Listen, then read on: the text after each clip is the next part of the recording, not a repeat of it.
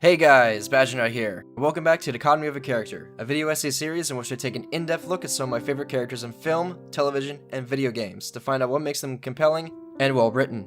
Liara was the first person I wanted to do this Dichotomy of a Character series on, but I feel like I needed some practice first. I've analyzed two other characters that are important to me and who I find really compelling and significant. Those two other individuals are Basilishan from Star Wars Knights of the Old Republic and Ahsoka Tano of Star Wars The Clone Wars fame.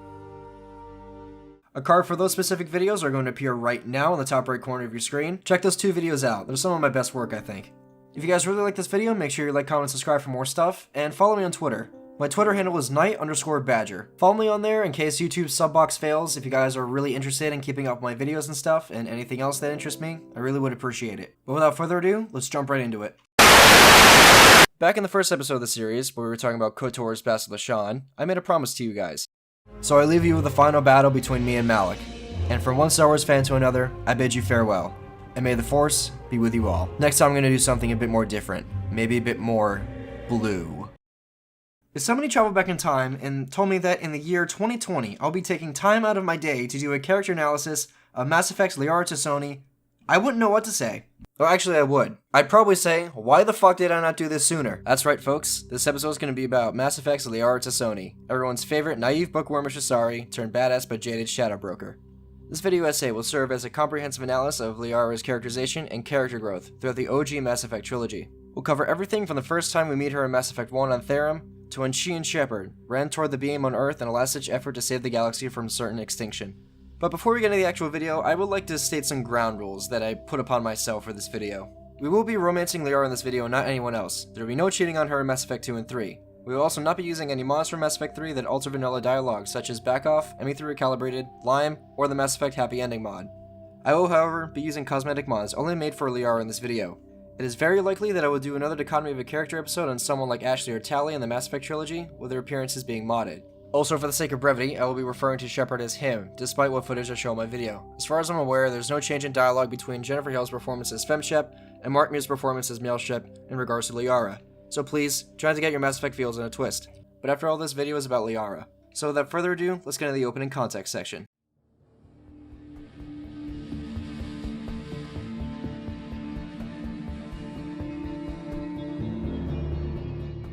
Mass Effect was coming off the backs of Bioware's most successful projects, namely Star Wars Knights of the Old Republic and Jade Empire. Bioware slowly but surely was becoming a household name as the studio, which had a knack for crafting narratives for RPGs. At this time, Bioware felt as though they wanted to do something new. They wanted to craft their own science fiction universe inspired by franchises like Star Trek, and make it into a trilogy from the start. Bioware took Trekkie sci-fi tropes and flipped those concepts on their heads. So what does this information have to do with Liara? Bioware has a colored history, I'll say, of including young and naive bookwormish characters in their early 20s in their games, who then lose that innocence through their journey in the player character's company. You can easily compare three characters from Bioware's projects who have had this sort of character growth happen to them. The first, and probably the most obvious one to note, is Basilishan of KOTOR fame. Throughout her journey with Revan & Co., Basilia realizes that the Star Wars galaxy cannot be divided up into black and white or light and dark. From a young age, she is told by the Jedi not to be romantically involved with anyone, but to also, rather hypocritically, follow the Jedi ideals and to always be kind to everybody that she meets. Once she realizes that she's a hypocrite for upholding such values, she loses confidence in her abilities and lets those doubts consume her in the end. The player has some manner of influence over Basilia depending on his or her Force alignment in the game. If the player character is completely dark-sided, and if the player ignores her lectures about the dark side of the Force, Basilia will pose a question to the player about their actions. She wants to know if the PC ever fears the consequences of their actions, and if this whole thing will work out for both the PC and Basilia. Dragon Age's Liliana is another such example. Yes, I know DA was released after Mass Effect and KOTOR, just bear with me. Liliana is not necessarily a naive bookworm like Liara or Basilia, but it's my belief that her religion gives Liliana some of the same qualities we see in Liara and Basilia. In Dragon Age Origins, she's an upbeat, twee girly girl who likes small animals and praying. You can also argue that her religious beliefs are heretical in the DA universe, and those beliefs tend to get in more against Sundere nerves. Somewhere along the line, after the death of Divine Justina, she experiences a crisis of faith and becomes more harsh and unforgiving. She believes that her former idealistic self was a weakness, a part of her that needed to be purged. And now that she has become more worldly, she feels as though she must be more ruthless in order to achieve her and the Inquisition's goals. Based on the Inquisitor's actions in Dragon Age Inquisition, you can either return her to the young and idealistic and faithful person she once was, or harden her heart, making her believe that she's just a murderer who doesn't need saving, and can no longer look back, only forward. Much like Liliana, Liara has the same character arc, but she retains some of her naivety over the course of the Mass Effect series. So with that being said, Who exactly is Liara in Mass Effect 1? And why is she so similar to Basila and Liliana?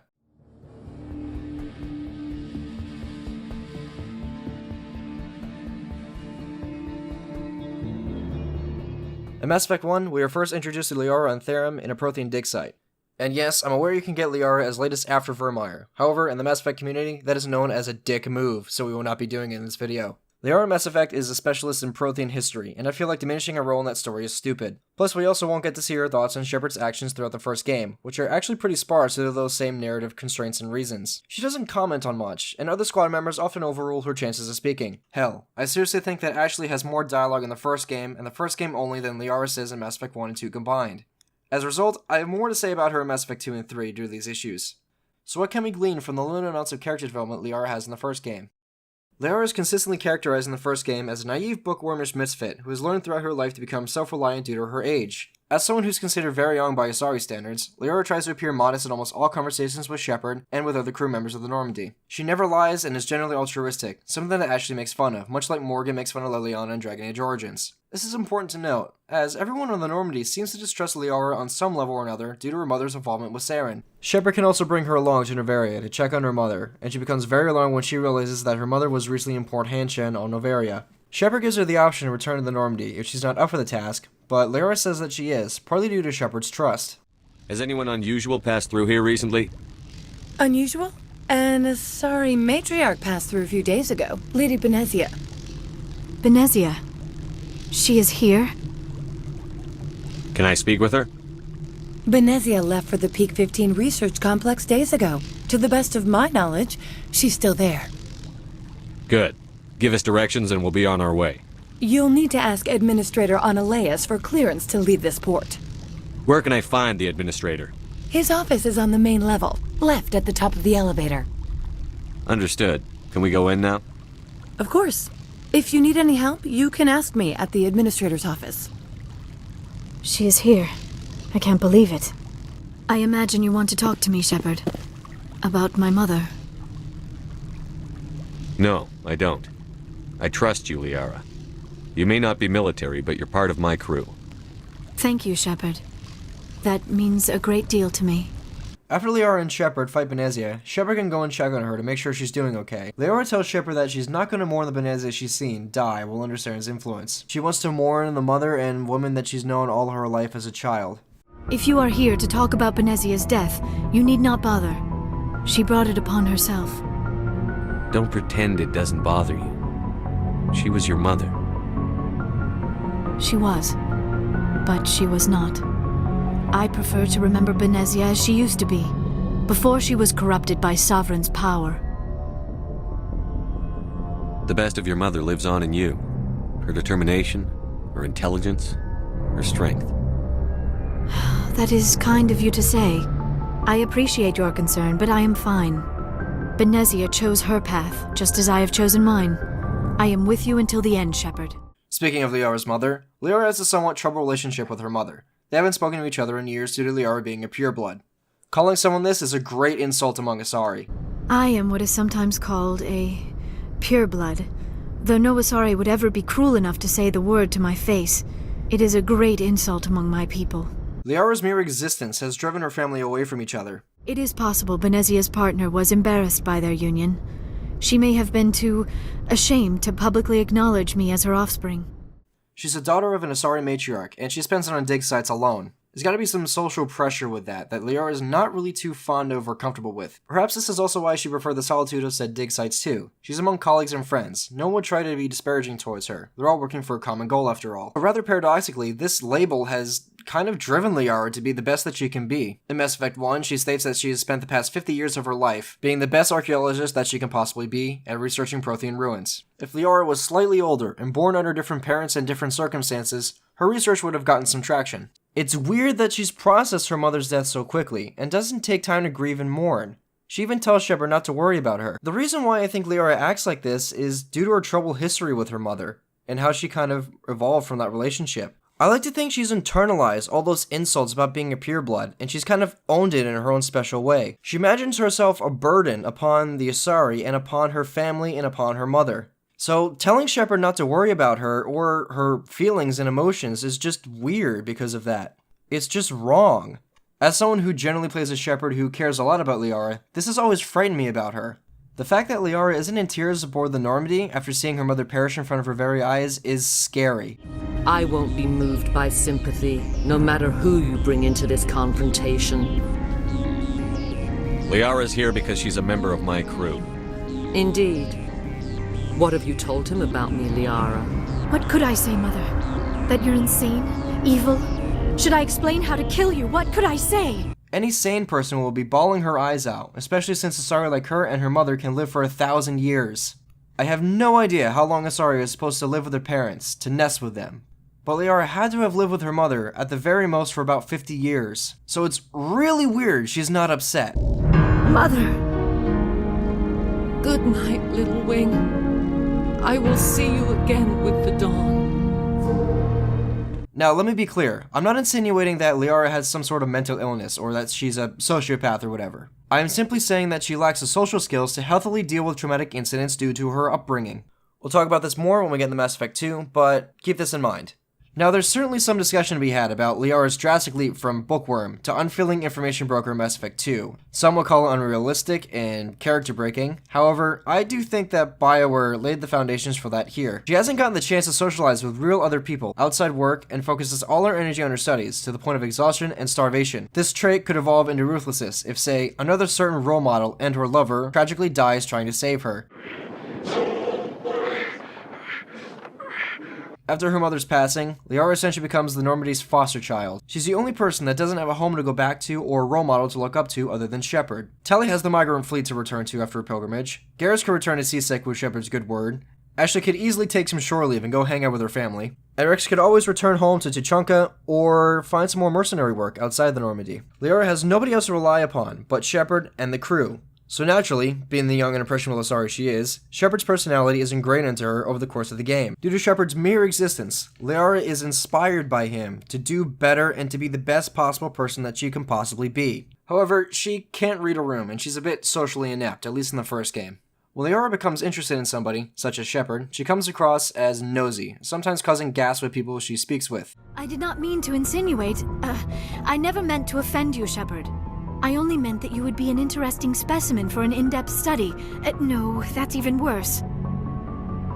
Calm down, Liara. I was only joking. Joking? Oh, by the goddess, how could I be so dense? You must think I am a complete and utter fool. Now you know why I prefer to spend my time in the field with data disks and computers. I always seem to say something embarrassing around other people. Please, just pretend this conversation never happened. I may not know much about human relationships, but I understand the concept of jealousy. Jealous? Of you? You're not even our species. Perhaps that is why you feel threatened. I am a rival unlike any you have faced before. Hostility is a common reaction to the unfamiliar. Doctor, you keep smartassing me, I'll show you what my hostile reaction is like. When Liara first meets Shepard, he has everything that Liara is interested in. Liara is an impressionable young Asari, who, even in the non-romantic versions of the Mass Effect 1 storyline, is utterly fascinated by you. Shepard's one of the first humans Liara has met in her entire life. She knows the stereotypes about humans, but she's never talked to an actual real one. She knows that humans are a short-lived species, who the greater galaxy sees as bullies who will steamroll anybody who gets in their way. Liara sees some of this in Shepard, but there's something else that intrigues her. I wanted to know more about you. To understand what made you into the man you are. There is something compelling about you, Shepard. Are you sure you're interested in me? Or is it my visions of the Protheans? I admit, your connection to the Protheans had something to do with my initial interest, but it has grown beyond that. You intrigue me, Shepard, but I was not sure if it was appropriate to act on my feelings. It's safe to say that Shepard is atypical of most humans. He possesses an iron will. The human subconscious instinctively resists the joining commander. A strong personality like yours makes it even harder. A strong sense of morality. And most of all, Shepard's head is filled with secrets of an ancient civilization that Liara is interested in.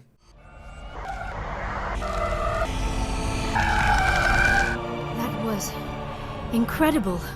All this time, all my research, yet I never dreamed. I am sorry. The images were so vivid. I never imagined the experience would be so intense. No matter what point you pick up Liara in the game, she will always serve the same purpose of helping Shepard understand the Prothean beacon. This gives Liara a certain intimacy with the rest of the story and with Shepard. Only Liara and Shepard can experience the horrifying warnings that the Protheans left for the next cycle in the form of their beacons. Together, you learn about an ancient evil that is about to wipe out all life, and nobody's going to believe them. Out of everyone in the Mass Effect trilogy, Liara, Shepard, and Javik are the only ones who had experienced the warnings from Eden Prime's Prothean beacon together. Again, as Liara puts it, she intrigues him on multiple levels, and I seriously think that this provides the pair with a certain level of intimacy, solidarity, and trust that Kaidan and Ashley simply cannot give to Shepard in the first game. It's very likely that Liara fell for Shepard at these instances of the game. As for her morals, Liara has a naive sense of one. She holds all life dear, and is a true paragon in Mass Effect terms. She's not one to take drastic action, as she disagrees with most renegade options in the game. A great example of this is when Shepard and her encounter the indoctrinated Solarians on Vermeer. No threat here, Commander. What drove Saren to this? It is cruel beyond measure. Better to die than to live like this. Just kill them where they stand, Shepard. Are you certain? I'm with you, Shepard. No way I'd want to end up like that. And they can't outrun the blast anyway. It's all you can do.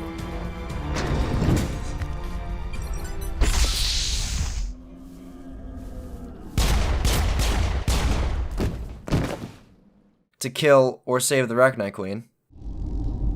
Look, those tanks? Acid. Strong enough to kill anything, no matter its biology. They wouldn't have installed that if they weren't afraid of the consequences of her getting loose. They made a mistake. They let the Krogan go too far. This is a chance for us to atone. She has done nothing to us. Your companions hear the truth. And when Shepard has to decide whether or not to save the Council at the end of the game. I'm sitting here in the Andurra sector with the entire Arcturus fleet. We can save the Ascension. Just unlock the relays around the Citadel and we'll send the cavalry in. Are you sure about this, Shepard? Human casualties will be very high if you send your fleet in now. This is bigger than humanity. Sovereign is a threat to every organic species in the galaxy. True. That's why you can't waste reinforcements trying to save the Council. You must hold them back until the Citadel arms open up and the human fleet can go after Sovereign. So with all that being said, who is Liara in Mass Effect 1? Liara in Mass Effect 1 starts off as a naive scholar with a troubled and distant upbringing. Due to this troubled history with her upbringing, her mother, and her place in society as an Asari, Liara lacks the proper experience and role models to process complex emotions such as familiar trauma and death. Through the Normandy's crew, and most of all through Shepard's guidance, she was able to find a home, a new purpose, and someone that cares about her deeply on a spiritual level. Liara is able to shed her anxiety and naivety, because Shepard inspires her to mature through one of the only healthy and trusting relationships Liara has had in her entire life. As the days in the Mass Effect universe wane, everything will drastically change for both Liara and Shepard as we approach. So what happens after somebody experiences the death of two role models in their life?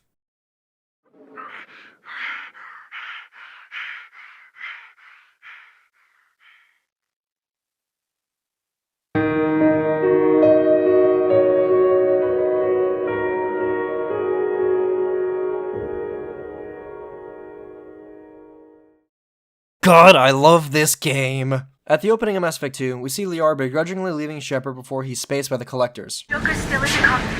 He won't evacuate. I'm not leaving either. I need you to get the crew onto the evac shuttles. I'll take care of Joker. Shepard, Liara, go. Now. aye aye. From his eyes, Shepard dies and wakes up 2 years later in Cerberus space. How did Shepard even make it here? What happened between the time he died and now? There's one very simple answer to that question. It was Liara. In between the events of Mass Effect and Mass Effect 2's opening cutscene, there's a series of comic books under the title Mass Effect Redemption. These comic books were penned by Bioware's lead writer at the time, Mac Walters. This comic is canon to the franchise, and because of that, great care was made not to interfere with fans' choices as Shepard in Mass Effect 1. Teaser panels for the comics were also included in the collector's edition for Mass Effect 2. This is some serious canonical shit, so I'm going to include it in this video. Liara's goal is to basically play a game of intergalactic keep-away with Shepard's body. The Shadow Broker wants to use it to sell to the collectors, who, as Shepard finds out later in Mass Effect 2, serve the Reapers. In the first few opening panels of the first issue of the comics, Liara, in stark contrast to how she was characterized in the first game, is no longer a stranger to violence. She also seems to be a very capable fighter now too. I guess such things can happen when your significant other is a Spectre. She literally murders an entire crew of pirates with biotics, and steals her ship to dock on Omega after Tyrion makes a pass at her. Now where in the actual hell did Renegade Liara come from? Well, it really seems that the death of her close friend, or in this case for this video, a lover, had a stark impact on Liara's life. She's become more cold, and she has shed most of her naivete. After the defeat of Sovereign, the Council set the Normandy's crew to goose chase missions to quash any remaining Geth. It's safe to assume that Shepard impressed his personality upon Liara at this time.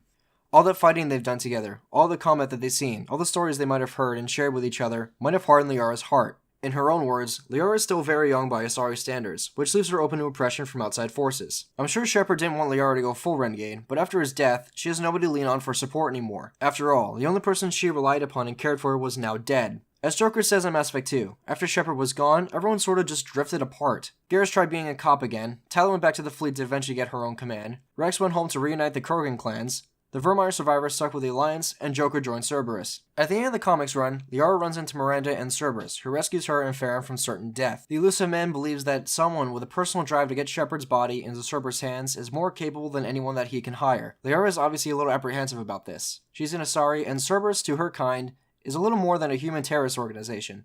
She also realized that she has no chance to do so, but she has to go after the Shadow Broker. Not for Cerberus or for anyone else, but for Shepard. Living or dead, she has to try. She takes Farron with her, and the two go raid the Shadow Broker's HQ. Farron gets left behind, but Shepard's body was saved from Reaper hands and put into Cerberus's. When Shepard first hears of Liara in Mass Effect 2, it's through the elusive man at the start of the game. She's become an information broker on the Asari world of Ilum, at the edge of the Terminus systems. Ilium is Omega with expensive shoes, and Liara has carved out a reputation for herself, becoming a well-respected businesswoman despite her age. This is a stark contrast to where she was just a couple years prior. Have you faced an Asari commando unit before?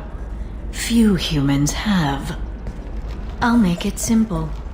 Either you pay me, or I flay you alive. With my mind.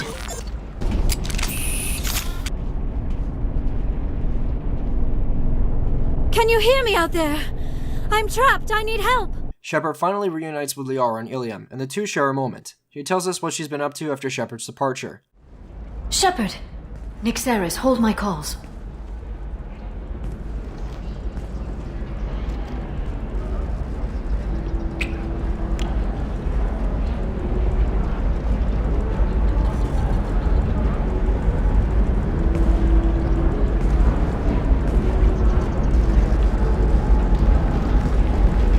My sources said you were alive, but I never believed.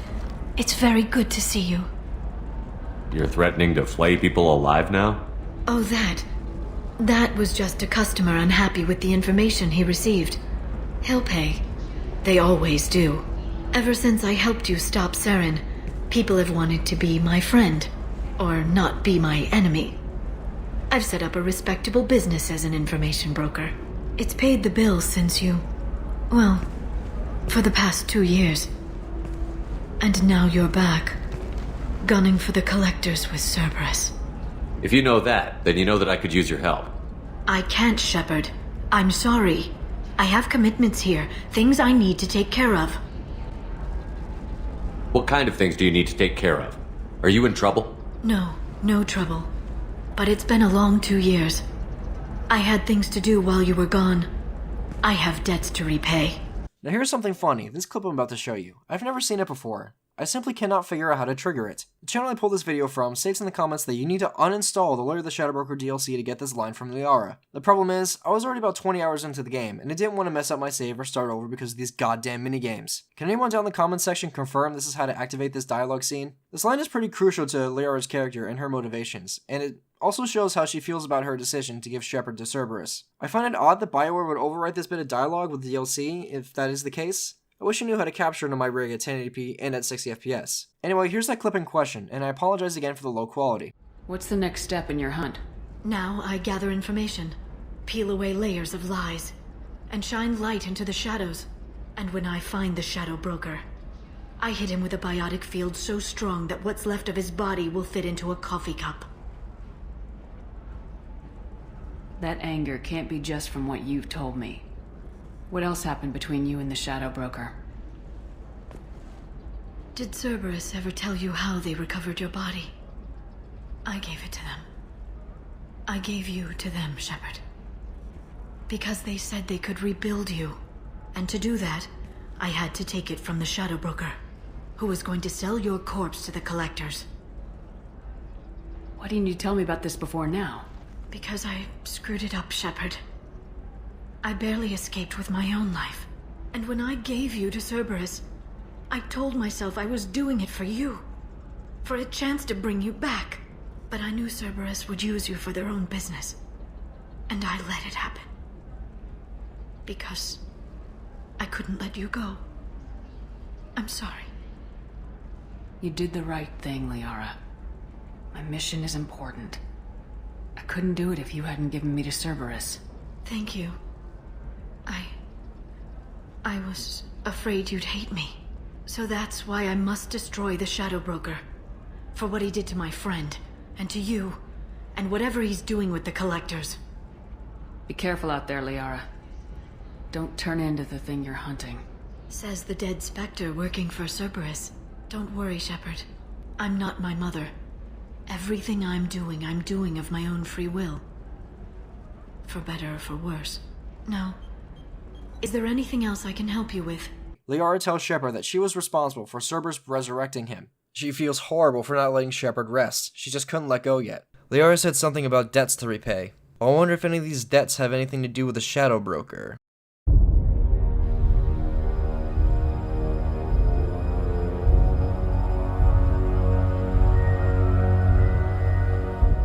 Okay, a few things first.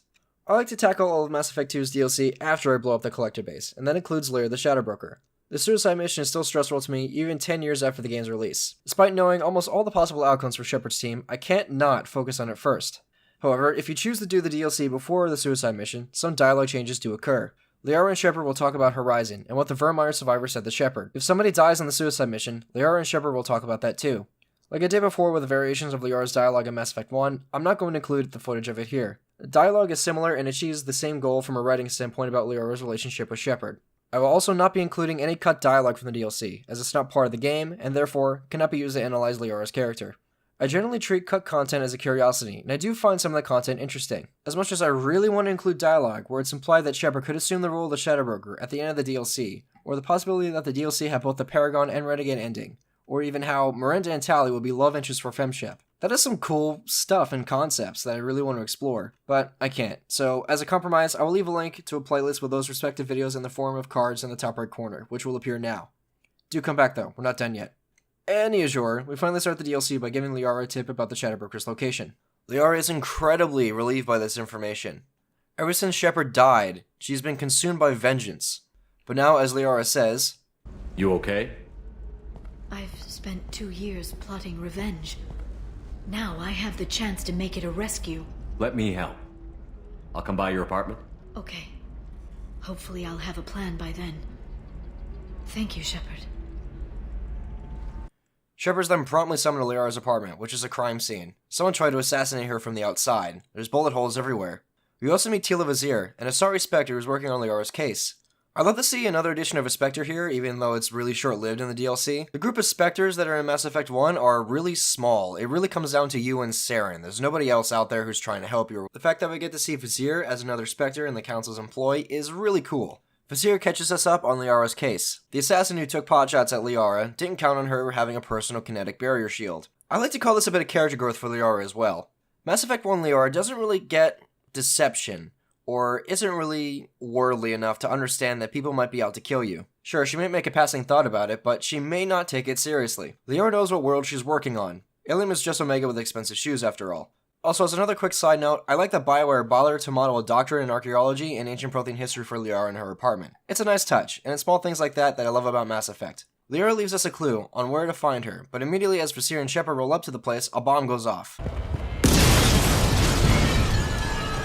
Liara's in there!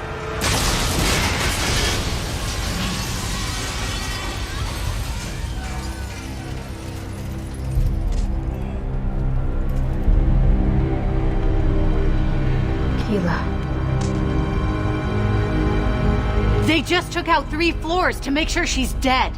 Liara's been gunning for the Shadow Broker for a few years now, but I really don't think that Liara thought the results of going after him were going to be this drastic.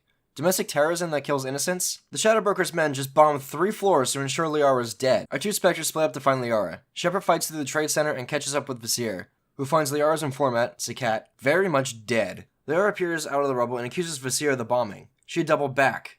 Again, this proves that Liara knows what she's doing. She's not just running around here blindly. She's a competent information broker and good in a fight. Hooray for character development!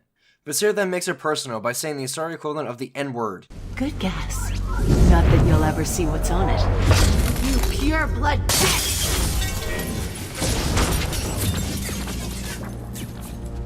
And Liara goes after Vizier without a second thought, leaving Shepard and crew behind.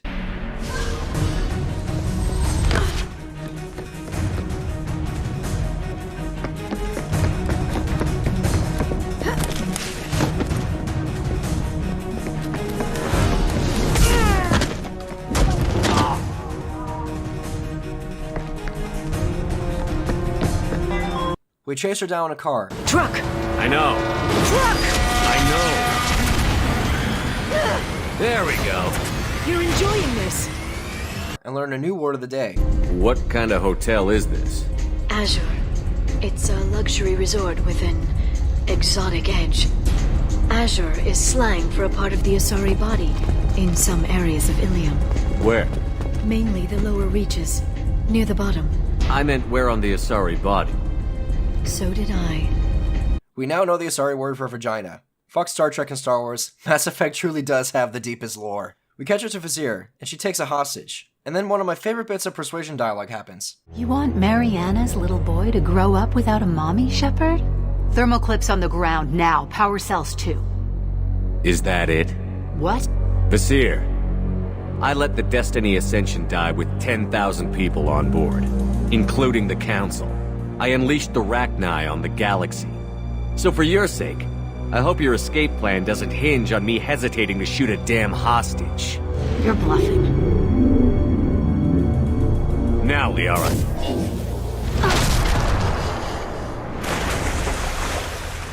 Even after all this time, without speaking or prior planning, Liara and Shepard can still work together in a fight.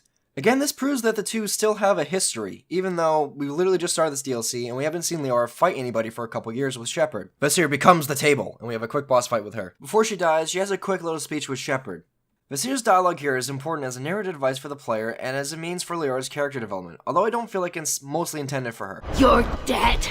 The Shadow Broker has been in power for decades. He's stronger than anything you've ever faced.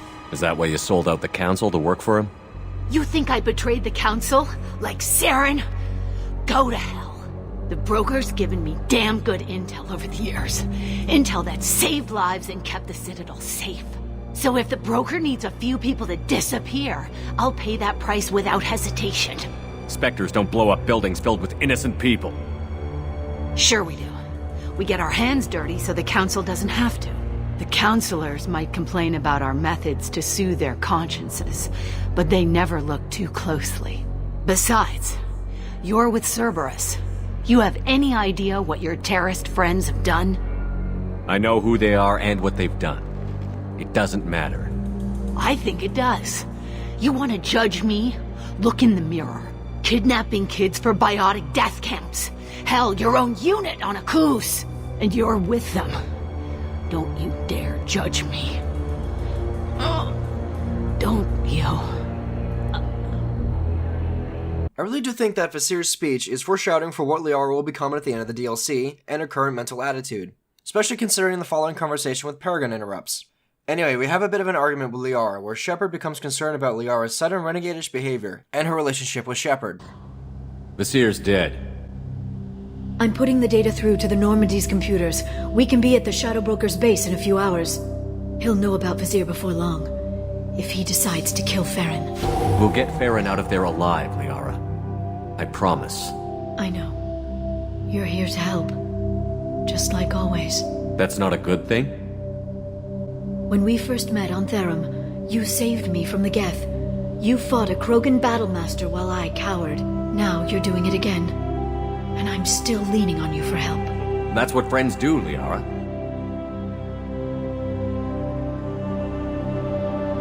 I can get us there based on Sakat's data.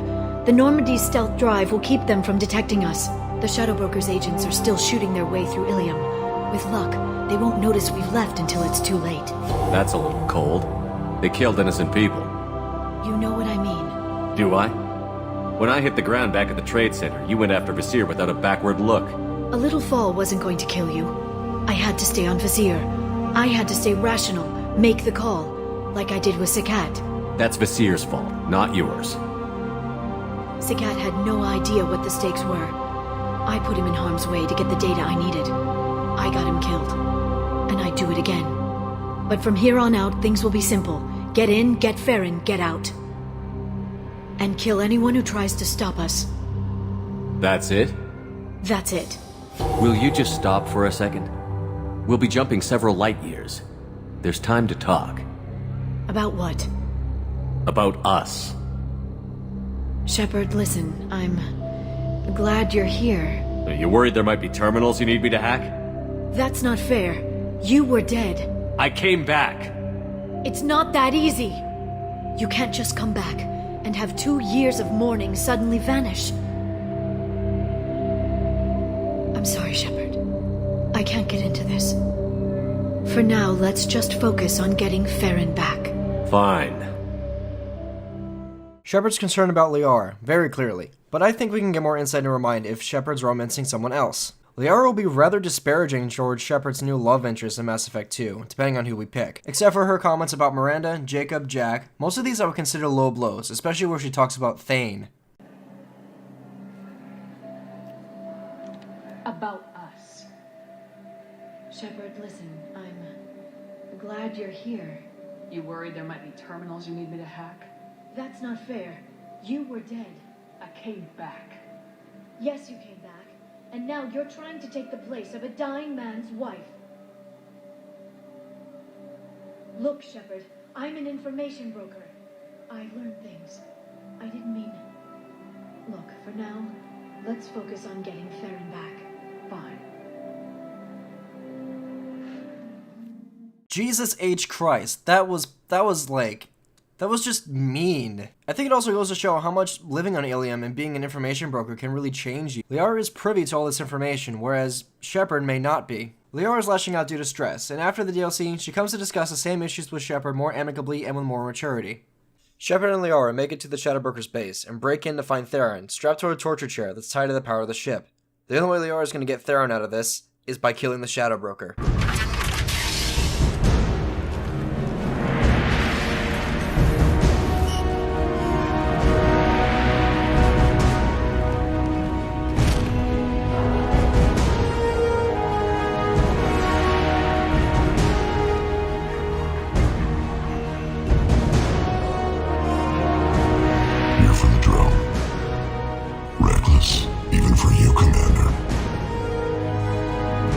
Bombing on Ilium wasn't exactly subtle.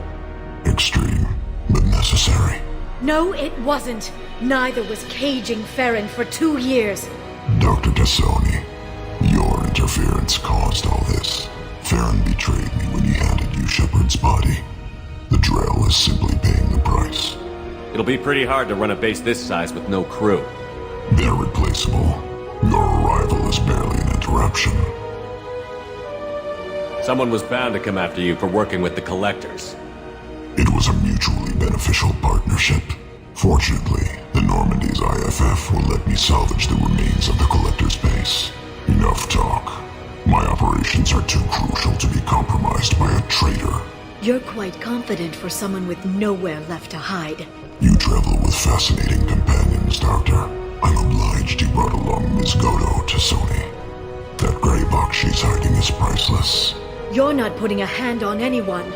God, I love possible Doctor Who references. We then get a conversation with the two information brokers, comparing how much they know about each other, and Liara manages to make it personal. It's pointless to challenge me, Asari. I know your every secret, while you fumble in the dark. Is that right? You're a Yogg, a pre-spaceflight species quarantined to their homeworld from massacring the Council's first contact teams. This base is older than your planet's discovery, which probably means you killed the original Shadow Broker 60 years ago, then took over. I'm guessing you were taken from your world by a trophy hunter who wanted a slave. or a pet. How am I doing?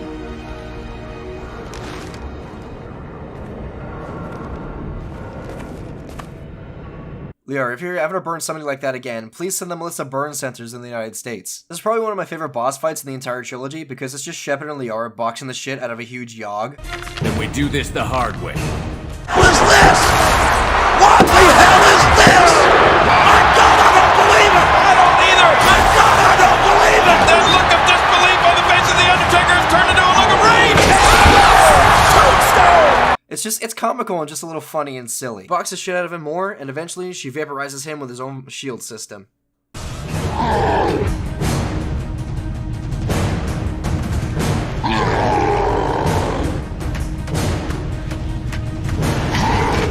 Liara, now!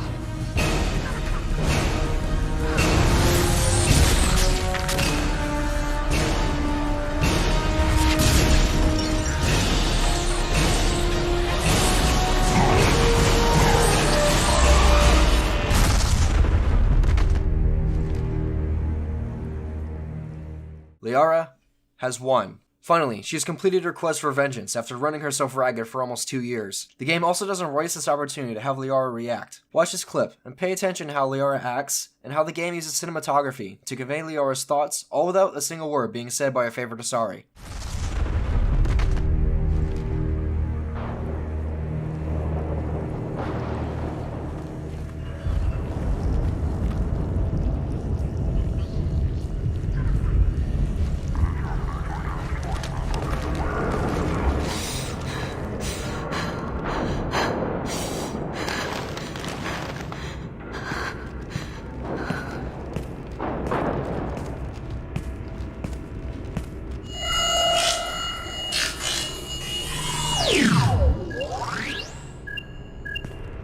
Shadow Broker, this is Operative Murat.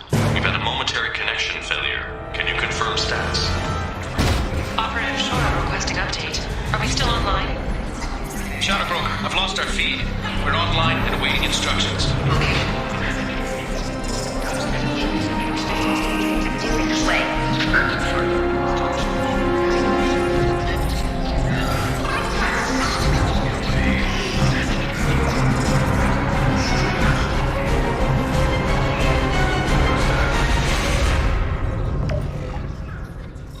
This is the Shadow Broker. The situation is under control. We experienced a power fluctuation while upgrading hardware. It disrupted communications momentarily. However, we are now back online. Resume standard procedures. I want a status report on all operations within the next solar day. Shadow Broker, out. Goddess of Oceans. It's you. How? God damn, this is my favorite sequence in Mass Effect 2 because it's so goddamn cinematic. So much so that I feel like we need to go through the scene and analyze it, and what it means for Liara as a whole. When the sequence starts, Liara is about to get up and walk it off.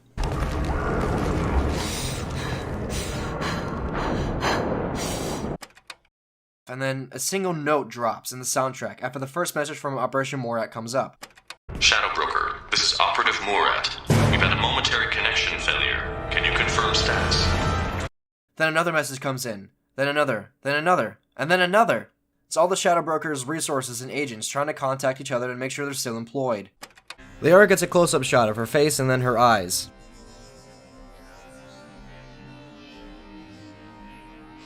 The camera then cuts to a shot overlooking Liara's shoulder at a Dutch angle, with all the monitors perfectly in view.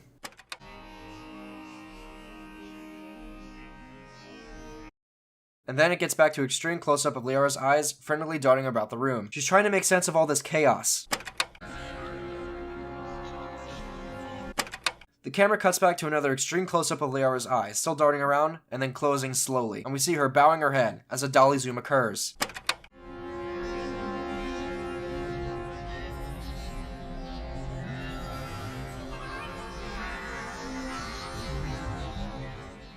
For those of you who don't know, a dolly zoom in film is a cinematographic technique first pioneered by Erman Roberts in Alfred Hitchcock's film Vertigo. In the film, the dolly zoom was meant to convey a sense of uneasiness from height to the audience. This technique has since evolved to convey a sense of general uneasiness to the audience that often coincides with a significant emotional moment, or, in cases like Liara, characters making big decisions. One classic example of the dolly zoom is from the movie Jaws. We all have seen this shot. We get one last close-up of Liara's face, then eyes. As she unbows her head and opens up her eyes slower than before. She knows what she has to do.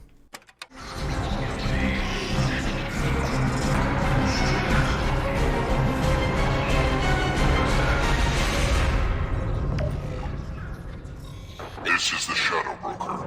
The first time Liara speaks as the Shadow Broker, the song from the soundtrack titled The End Run plays.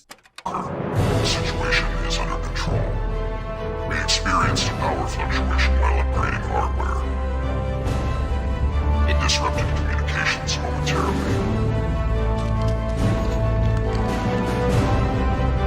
However, we are now back online. Resume standard procedures. I want a status report on all operations within the next solar day. Shadow Broker, out.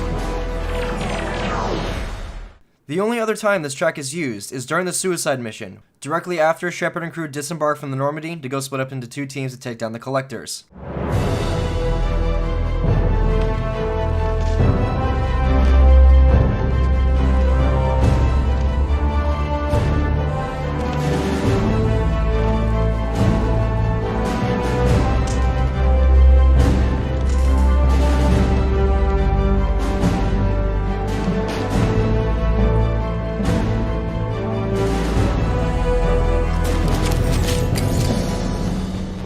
This is truly the end run for Liara. A 2-year struggle involving Shepard, a close friend, intergalactic intrigue, multiple attempts on her life, and it all culminates to this moment. The moment where Liara assumes direct control of the role of Shadow Broker.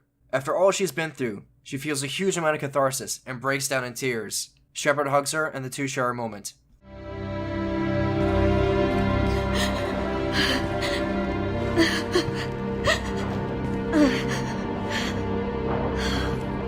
It's over.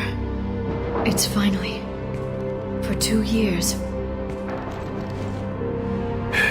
It's all right.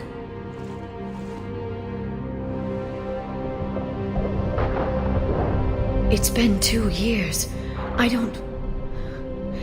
We're different people. After she's totally broken down and she feels this huge amount of catharsis, she still can sort of introspectively look at herself. The past 2 years have turned Liara into a neurotic killer, and for good reason. It could be argued throughout the entire DLC that Liara is trying to push us away. She is, from an objective standpoint, not the same person Shepard knew years before. Liara, after everything she's been through, still feels as though she's a burden on her friends and family. After we both finish off Vizier, Liara says this. When we first met on Therum, you saved me from the Geth. You fought a Krogan battlemaster while I cowered. Now you're doing it again. And I'm still leaning on you for help. That's what friends do, Liara. We're always there to help, and Shepard tries to reassure her of that. This is what friends do. We don't need a rhyme or a reason to go help each other. We just do it. She feels as though she must do everything by herself, alone, without any help. Shepard tells her that she doesn't need to rely on herself as much. He tells her, it's time to stop running your entire life ragged. Liara hasn't had many friends or family throughout her entire life. And the only person who really has that relationship with her is Shepard. And because of that bond the two created in the first game, that continued all the way until Shepard's death, right up until now, Shepard's once again able to console her and tell her that everything's gonna be okay. He's able to tell Liara, not through words, but through action, that she can trust him. It's finally time to let go of everything you fear to lose. You have your mission then.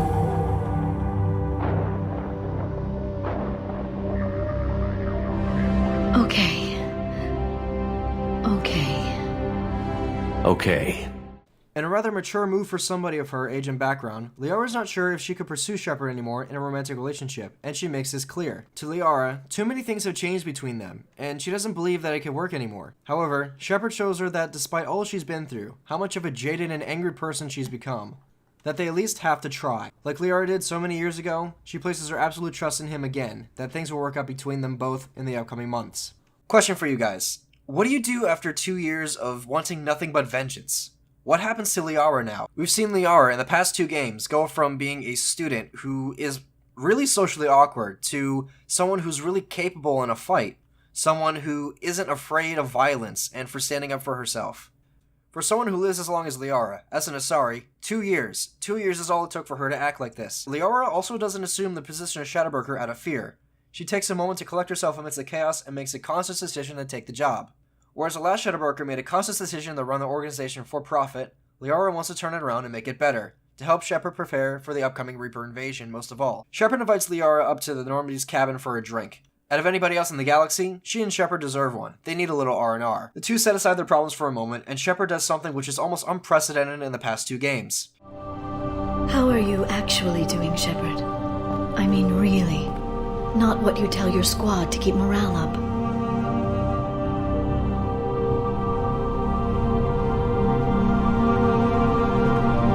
Honestly, I'm tired. Tired of dealing with Cerberus. Tired of the Council ignoring me? Tired of my closest friends not believing me? Yes, I heard about what Ashley said on Horizon. I'm sorry. But their short-sightedness doesn't diminish what you've accomplished. You and your team destroyed the Collectors and walked out alive. If I recall correctly, this is the only case in Mass Effect 2 where Shepard can voice his emotions freely with a crew member. Romance or not, Shepard owes almost everything to Liara. I can think of nobody more appropriate than Liara for Shepard to really just lose the filter and speak freely. Even if Shepard doesn't romance Liara, she is, at the very least, his best friend. And because of this special connection the two feel, Shepard can finally let the facade of command down and be brutally honest with Liara. This, ladies and gentlemen, is peak Liara, and it's only downhill from here. She's at her highest high, with little more room to grow. She can do some stuff with the Shadowbroker, but her personally, this is what she's always wanted. Liara is now in a position where her race, her age, and her parentage don't matter. She's in a position of extreme power. She can use this position and transform it into something good, and now she has the opportunity to do so.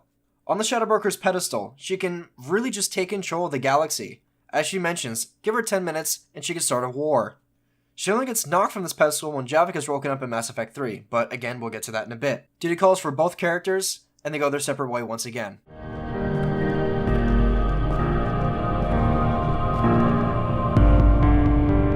Come back soon, Liara.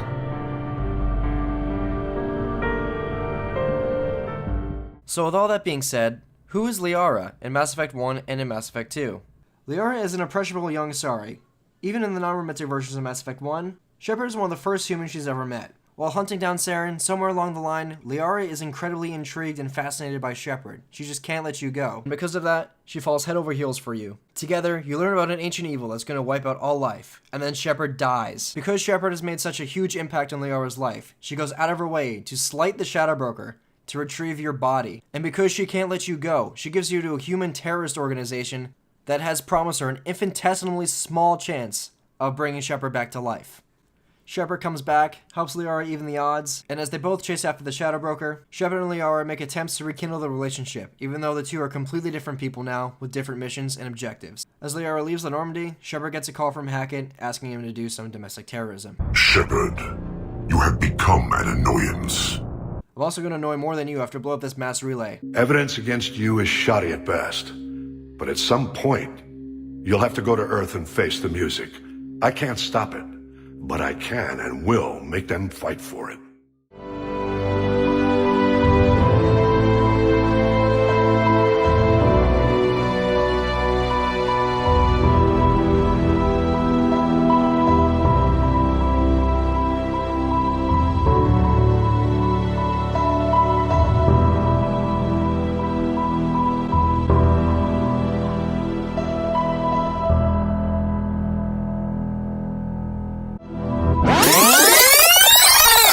Sorry guys, not yet. We're not getting to Mass Effect 3 just yet. There's one more mainline comic that covers Liara's backstory between the events of Mass Effect 2 and Mass Effect 3 that I feel like we do need to cover, because it does teach Liara a bit of an important lesson. It also draws parallels to her mother, which, as I've already said, is a big component of her character and who she is in the Mass Effect universe. Grad Call if you're a Krogan. And enjoy this last little bit of pre-Reaper War Liara.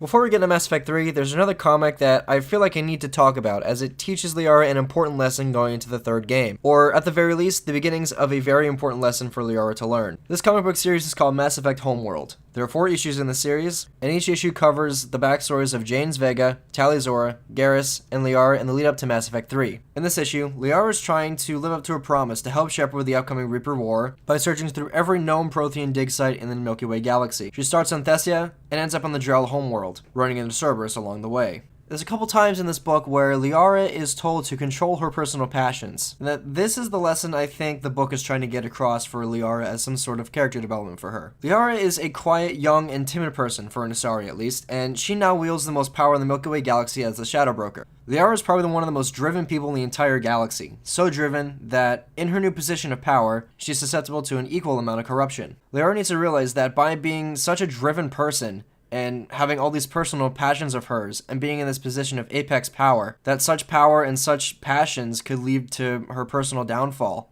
The Reapers are also coming, and she promised Shepard that she would help. Remember, the reason why Liara's mother fell under the influence of indoctrination was because she wanted nothing more than to steer Saren right. Benezia couldn't allow herself to be sidelined, and thought that her mere presence alone could magically make Saren repent. Now look guys, I gotta level with you. I know I said earlier that I don't like to throw around the word mental illness or trauma, but during Mass Effect 2, and maybe as she was growing up, the word neurotic could definitely be used. Especially when you take into context what I said about Liara's upbringing and her relationship with her mother and Shepard later. You could probably say that she has some sort of complex going on, but again, I'm not a doctor or a mental health expert either, and I feel like throwing around the phrase mental illness overly simplifies this video essay and Liara's characterization too much. For example, if I say that Liara did a certain action, I could easily say that Shepard healed her or distracted her by starting a relationship with her. It's really cheap. This is also the reason why I never romanced Jack in Mass Effect 2 and 3. I could easily chalk up every action Liara takes to some made-up Asari mental disorder that I invented. I won't use that term again, especially as that term becomes less relevant to Liara in Mass Effect 3 due to Javik existing, which we'll get into a little bit. So, when I ask you, who is Liara in Mass Effect 2 and Mass Effect 1,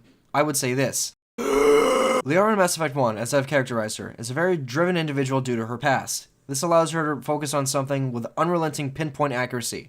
A trait that can explain how Liara became an expert in Prothean history in her youth, and a well-respected information broker in Mass Effect 2. In Mass Effect 2, she was laser-focused on her goal of defeating the Shadow Broker, and that caused her to run herself ragged for 2 years, and become more jaded. In this issue of this specific Mass Effect comic book, she must find a way to let herself breathe. She must put her hubris aside for just a little bit, otherwise she will destroy herself just like her mother. This goes double and triple for the upcoming Reaper invasion. In Mass Effect 3, we'll see what 3 years of wear, tear, and combat stress will do an exceptionally strong-willed human being like Shepard in his dream sequences. But what will the same amount of stress do to someone like Liara? Shepard so far has seen the worst of the Reapers. Human colonies have been attacked and harvested before his very eyes. He's seen his entire unit get ripped apart by a Thresher Maw and a Kuz. He had to commit genocide to delay a Reaper invasion only by a few months. He's seen his whole world be turned upside down multiple times. We've seen the ends in which Liara will go to accomplish her goals and what foundation she stands on. This is the question that I want to focus on this next and last section of this video essay.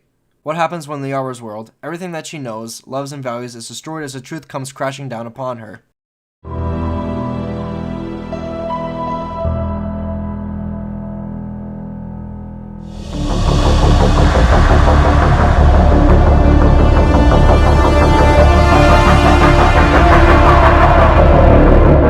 After Earth is lost in Mass Effect 3, we meet Liara fleeing from Cerberus on Mars.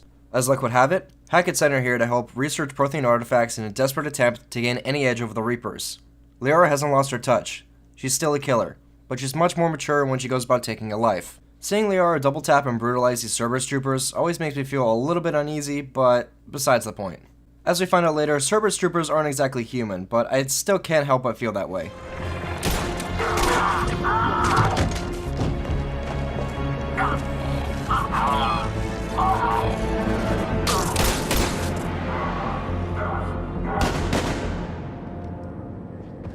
It's taken Liara the past 6 months to sort out her neurotic tendencies, and she's grown up quite a bit in that allotted time. Every single time I see Liara on Mars, I imagine what Mass Effect 1 Liara will be doing right now. Honestly, she'd probably be dead. Anyway, we go through the rest of Mars. The elusive man arrives to say that, you suck. I see a way to control, to dominate and harness the Reaper's power. Imagine how strong humanity would be if we controlled them. James does his classic Vega maneuver. I got this one.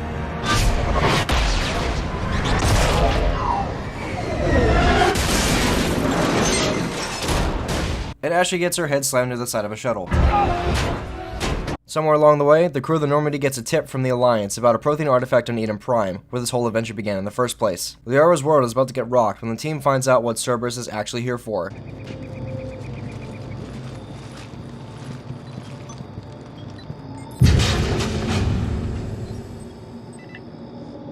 Goddess, that doesn't seem possible. It's not a Prothean artifact, it's... a Prothean. Like the Collectors, or those bodies we found back on Ilos. Like the bodies we found back on Ilos. But this one is alive. You're right. That doesn't sound possible. You saw Prothean stasis chambers in the archives on Ilos. The only reason those failed was a lack of power. Cerberus found this in an underground bunker. It still has power. He's been in stasis for the past 50,000 years, waiting for us. Think of what we could learn. Cerberus is here for a real-life Prothean. He's just inside this casket, frozen. Liara obviously has a few things to say here. The Prothean Empire spanned the known galaxy. They uplifted countless other species to help them join the galactic community. Galactic community? You think they had something like a council? Yes, exactly. Their cultural and artistic expression are actually quite close to those of the ancient Asari. And given their similar interests in helping other species, it's clear that they believed in interspecies cooperation. The way you describe them, they sound a lot like the Asari. I'm certain I'm coloring their culture with my own perceptions. Whatever the Protheans were, finding one alive represents an incredible opportunity. Good thing we brought our Prothean expert. I hope I can help. If this single Prothean was sent into stasis, he could be the foremost scientist of his time, or perhaps the wisest counselor. After fending off Cerberus on Eden Prime, we're now clear to open up the casket. There,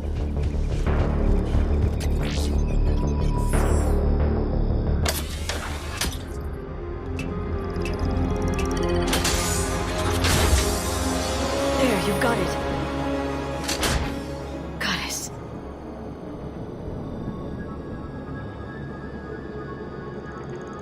It may take him some time to fully regain consciousness.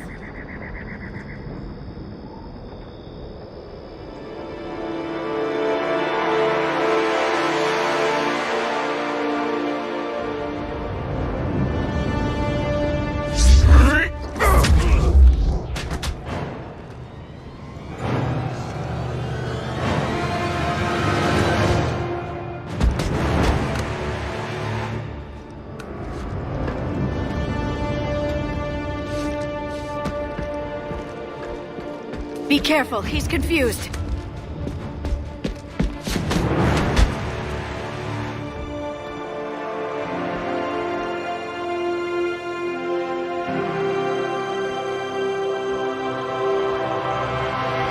Remember, it's been 50,000 years for us, but for him, it's only been... a few minutes! How many others? Just you.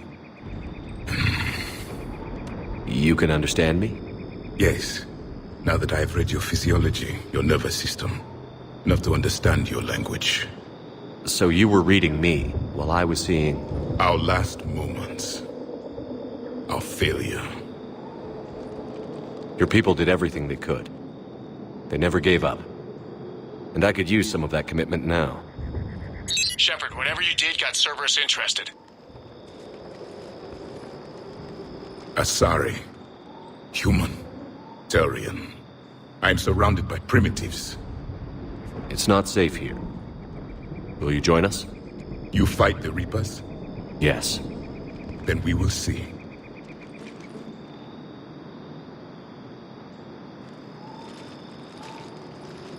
As we speak to Javik for the first time aboard the Normandy, he is, to say the least, not what Liara and Shepard were expecting. Those who share my purpose become allies. Those who do not become casualties. Nothing in our fight against the Reapers has been that cut and dried. Because you still have hope that this war will end with your honor intact. I do. Stand in the ashes of 1 trillion dead souls and ask the ghosts if honor matters. This silence is your answer. Here it comes. I've written over a dozen studies on your species. I've published in several journals that... Amusing. Asari have finally mastered writing. I'm sorry? We would have commanded the races of your time to prepare for the next Reaper invasion. But traitors within our ranks, indoctrinated agents, betrayed us, and the Reapers discovered our plan. Just out of curiosity, how would you have commanded us? By leaving you no other option. You would have joined our army, or faced the Reapers alone. We've uncovered quite a few Prothean ruins. Were you observing our ancestors? Before the war, we cultivated species who showed potential. Eventually, you would have been offered a choice to join the Empire. But when the Reapers attacked, we ceased all study. We hoped they would see you as too primitive to harvest. Well, thank you. I think. This has been amusing. Oh? To discover the most primitive races of my time now rule the galaxy. The Asari, the humans, the Turians. There's also the Solarians. The lizard people evolved? I believe they're amphibian. They used to eat flies. In our first conversation with Javik, we find out that he is a cold, calculating, and cynical renegade veteran of a centuries-long war. He was a little cold when I tried to talk. I understand the shock of waking up again. His species gone. But a Prothean shepherd. There's so much he could tell us.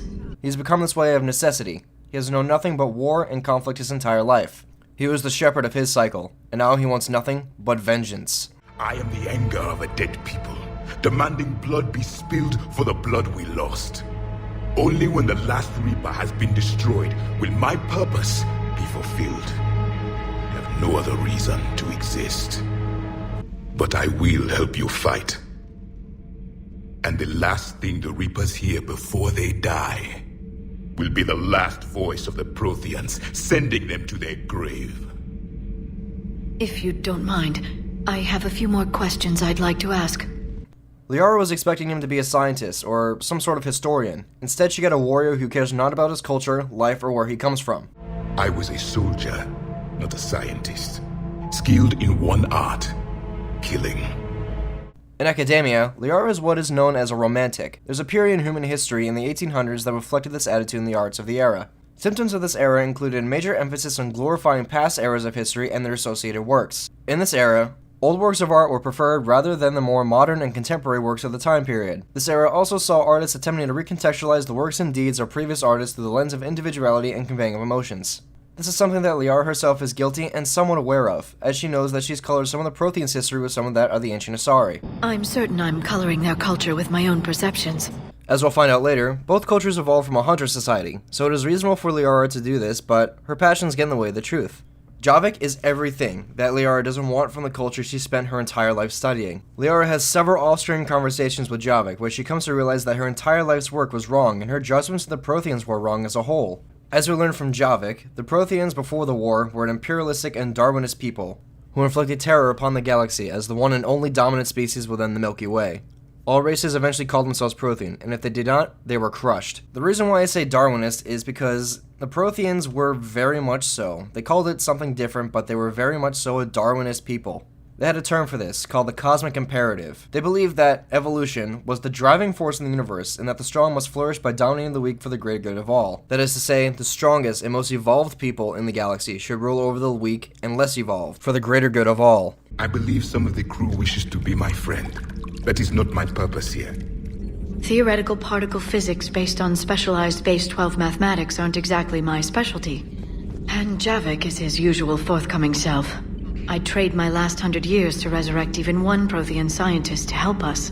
Liara's romantic world that she has clung to all her life has now come crashing down upon her, and the worst part is, I haven't even talked about how the cycle could end within Liara's lifetime, or Liara's homeworld. What's on your mind? How long it took the Reapers to eradicate the Protheans, and how long they'll need for us. It took them centuries to conquer the Protheans. We're not quite so widespread, but it would still take at least 100 years. It's selfish, but I keep thinking that if we fail, I'm only 109, Shepard.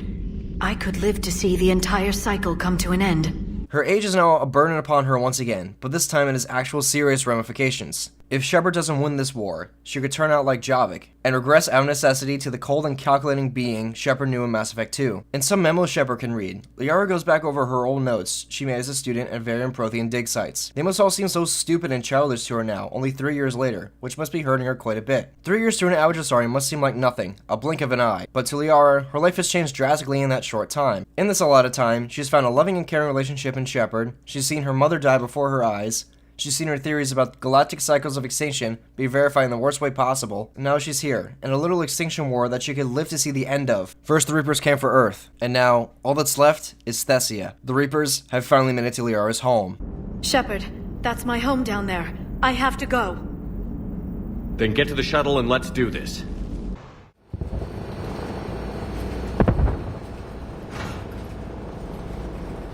Liara, do you have anything more on this artifact? These coordinates the Counselor gave you are for the Temple of Athame. My mother took me there once. It's several thousand years old. And for some reason, it has classified government funding. Sounds like we're on the right trail.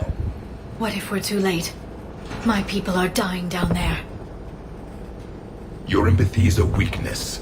You must numb yourself to loss. Benezia took you to this temple? I was just a child. I thought it was a history lesson, but now, maybe there was more to it. What do you mean? I went digging through her old files. She had heavily encrypted records on this place, some dating back centuries. I still can't crack most of them. Whatever's going on, it's well hidden. I've studied your old mission reports. Your mother was indoctrinated. Yes. We had to kill her. Yet it did not stop you from fighting. As I said, steel yourself. Many more lives will be lost. We can't ignore that people are dying. The Reapers may not have mercy, but we do. It is their indifference that gives them power. Then let's show them there's another way. After basically asking the remaining Asari commandos to sacrifice themselves so Shepard and company can make it to the Temple of Athame, Liara notices something funky is going on. Before Liara gives us the grand tour, Javik questions why a religious structure that has existed for thousands of years receives classified military funding from the Asari government. It's military-grade encryption. I think I can override it. Do religion and military always mix among Asari? No, this is unusual.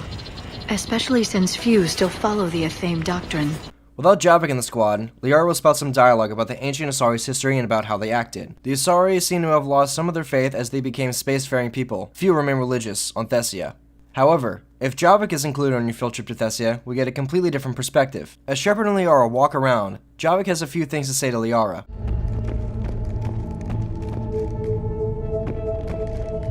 What are we looking at here?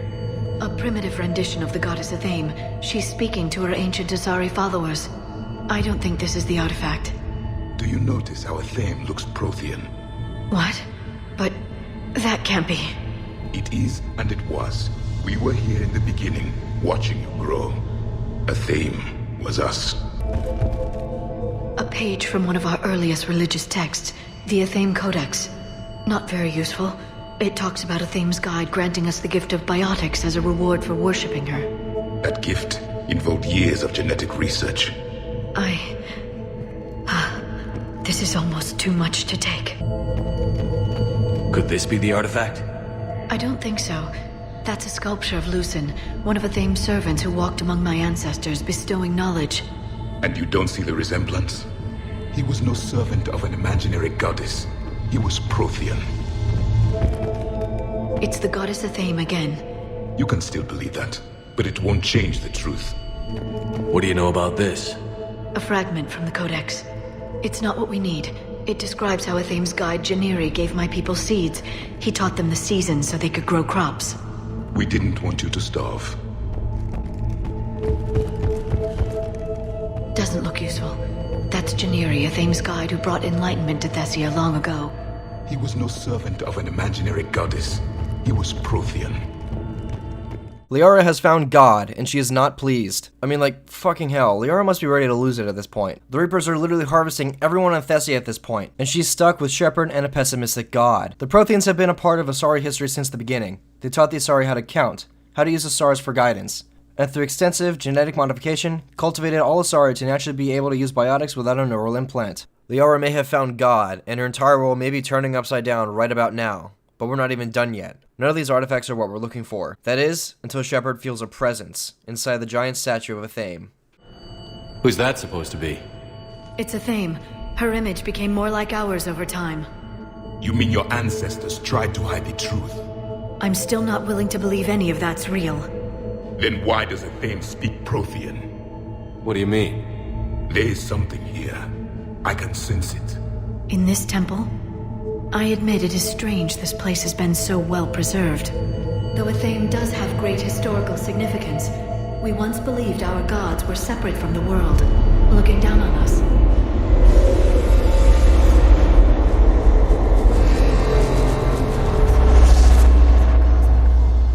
There is a universal energy. There's a Prothean beacon here. What? You're sure? It's not something you forget. But why hide it? The answer is obvious. Power and influence. Your people are holding the knowledge of my race for their own gain. That can't be. I can't believe my people would keep this a secret. A beacon like this could explain why Asari are so advanced. This temple is thousands of years old. Time enough to make serious progress. That doesn't make it true. You can't keep denying reality, Asari. Even a small amount of data would give your species an edge. Or are you insulted that your government didn't involve you? The Mars ruins are where humanity got Mass Effect technology. And we learned of it from the ruins of the Inusanum, the race that came before us. It was our secret for centuries. If the wrong people had gotten their hands on this, who knows what could have happened. If it is true, I'd like to think my government was at least careful about it. But maybe too careful. No one's left to tell us how this works. The few records I can access talk about tapping into Prothean data streams, reconstructing matrices, none of which I see here. I do. The activation process has begun. By the goddess. Literally. Look around. There must be more of these connections. Incredible. The beacon seems to think you're Prothean, Shepard. It must be the cipher you got back on Pharaohs years ago. Or it could be the Prothean standing next to you. There is nothing useful here. The end of the war is near. Find what we need. It's gaining power. It seems each connection provides... That isn't what we need. Doesn't look like a connection. I'd say that one counts. It's still not complete.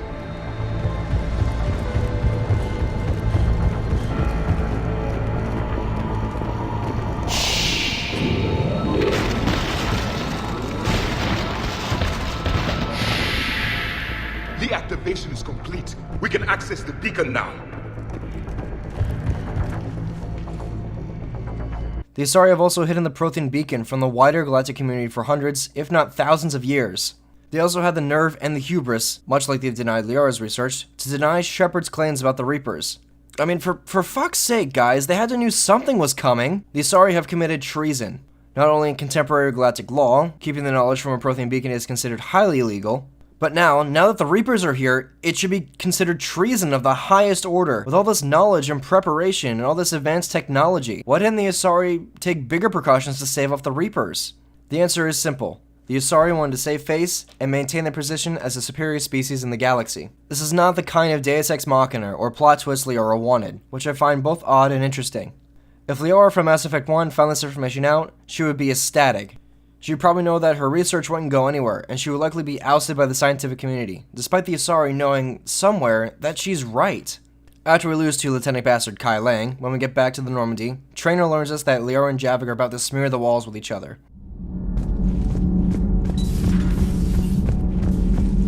Those were all lies back there. They were not.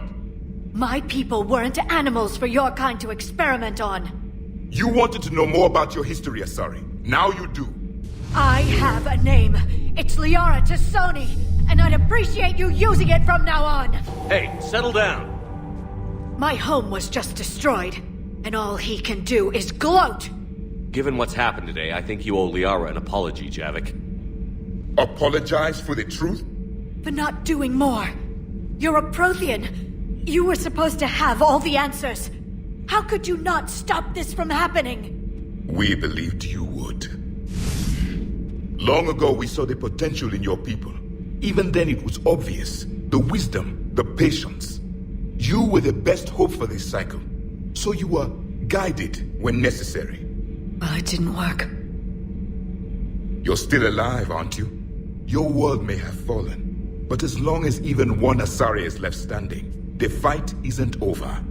I guess that goes for Protheans, too. Despair is the enemy's greatest weapon. Do not let them wield it. Liara T'Soni.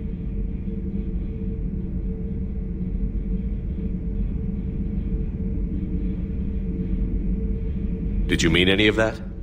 She believes it, so she will keep fighting. Isn't that what matters most, Commander? Carry on. As much as I hate to admit it, despite Javik's impersonal and disingenuous tone toward Liara, he has a point. So long as there are one Asari left standing, the war isn't over. This could also mean a few different things coming from Javik. Javik is trying to motivate Liara to not despair over the loss of Thessia. True, but I also think that he means that in a literal sense as well. Asari can live for 1,000 years, and can theoretically have babies with anything, so long as one parent has enough genetic information to give the other. The offspring will always turn out to be an Asari. Say for example, everyone dies in the Reaper War for Earth, except Liara and a handful of Asari at the end of Mass Effect 3. They're all put in a cryosleep, and are discovered much like Javik is in the game, ready to fight another Reaper War with the next uplifted species. The Asari could see a revival through resurrection biology through other Asari and other sentient species of this new cycle before the Reapers come. Javik's plan for the new Prothean Empire, or the new Asari Empire, could theoretically happen under Asari rule, modeled after the Prothean Empire. This was the Protheans' original plan, to cultivate the Asari as their plan B to combat the Reapers in the next cycle as natural biotic fighters. This is proven by the description on Thessia in Mass Effect 3 and in the Asari Monastery in Mass Effect 3 as well. From a tactical standpoint, Thessia would be naturally difficult to harvest due to every Asari having a baseline knowledge of their biotic powers.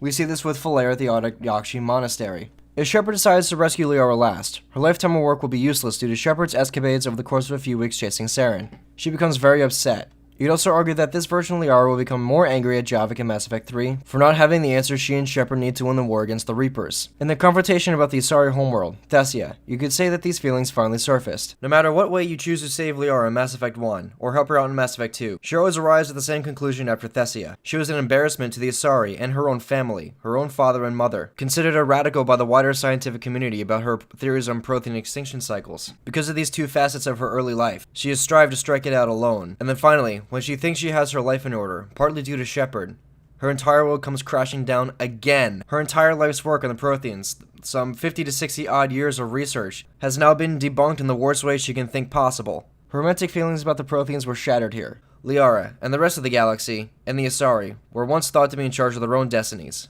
But, as it turns out, Liara and the rest of the Asari were carefully genetically modified over the course of millennia by the Protheans to suit their needs to fight the Reapers. All this is revealed as her home is being sacked by the Reapers. And so she does the only thing that's logical to her.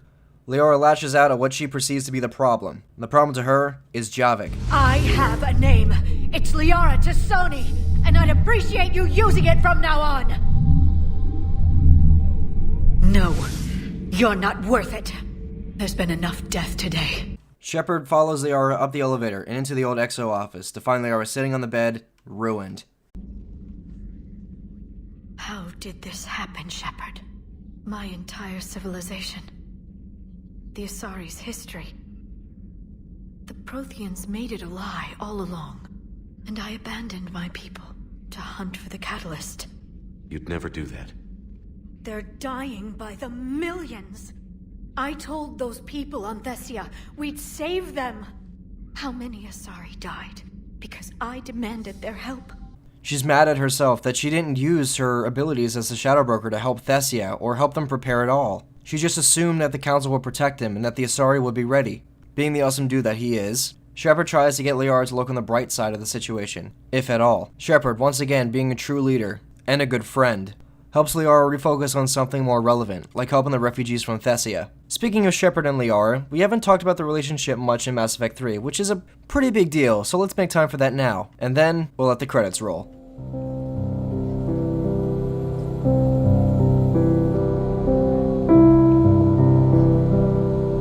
Shepard,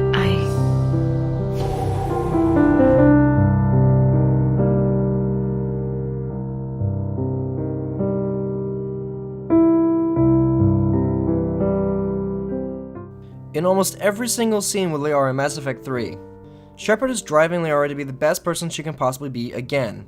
He's always there to make Liara feel better and feel good about herself no matter what's happening. Even though Shepard himself is showing signs of wear and tear, he's always there to help Liara and everybody else aboard the Normandy. He's always there to convince Liara that all the decisions she's made are good and sound ones.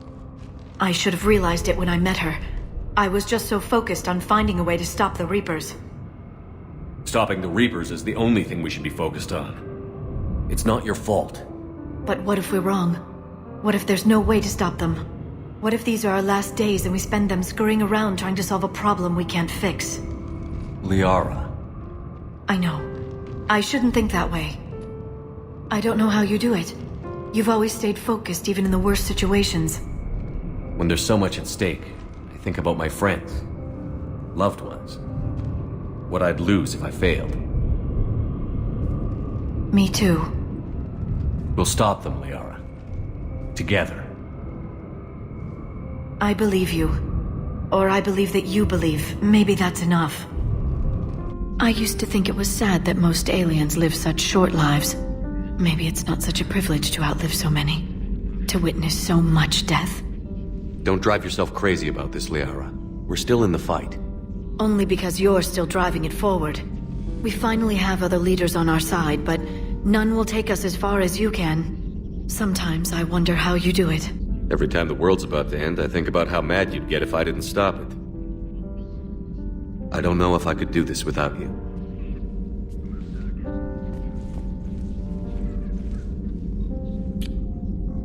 Flatterer. I try. They're dying by the millions. I told those people on Thessia we'd save them. How many Asari died because I demanded their help? None. Shepard, that isn't true. You've been warning your people for 4 years, Liara. There's not a damn thing you should feel guilty about. If we move fast enough, they'll have a chance to survive this, to start again. We lost Thessia, but we haven't lost the Asari yet.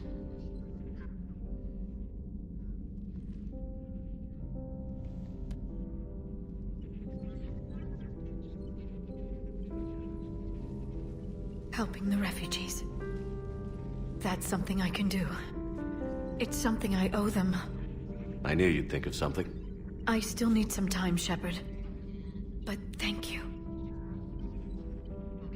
Shepard even convinces Liara to go talk with her estranged father. That bartender over there? The matriarch hired by the Asari government to track my movements? She's your father. I know. You know? I'm a very good information broker. And you haven't talked to her about spying on you? If I did that, they might send someone who wasn't as sympathetic to me. Besides, this is hardly the time for family reunions. Liara. Oh, fine. I made her promise to let you go your own way, though. No matter what she wanted. Really? I knew you'd be special, kid. Any daughter of hers. I told her, you're treating her like a baby bird, Nezzy. She's gonna raise one hell of a storm with those little wings. Little wing? You okay? Yes. Thanks. Better to remember her like this than as whatever she turned into with that Saren bastard. It wasn't her fault. She was trying to stop Saren, guide him as a force of good. But she was indoctrinated. Look, I heard stories about the Reapers messing with your head. They're more than stories. I've seen it. Every Cerberus soldier is a Reaper slave. She fought it with every fiber of her being. She even broke free and helped Shepard on Noveria before she died. I was there. She said I'd made her proud. this time, I blame Nezzy for it. 1,000 years old and I still don't know crap. Thanks for telling me. Just take care of yourself out there, okay, kid? I will, Dad.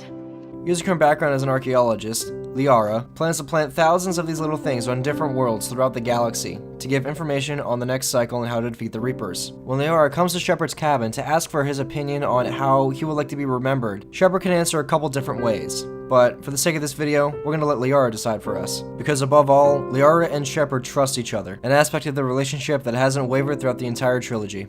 Have you decided what you would like Dr. T'Soni to write in your entry, Commander?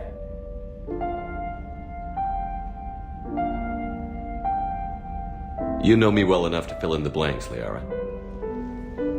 Are you sure? Yeah. I'd like it to be your call. I'll start by saying Commander Shepard was born on Earth and fought harder than anyone else for his homeworld. The Commander was also a powerful biotic, nearly unstoppable when he charged into a fight. He was a soldier and a leader, one who made peace where he could. And it was a privilege to know him. Careful, this doesn't sound like a diary. I can't help myself. You're a good friend, Shepard.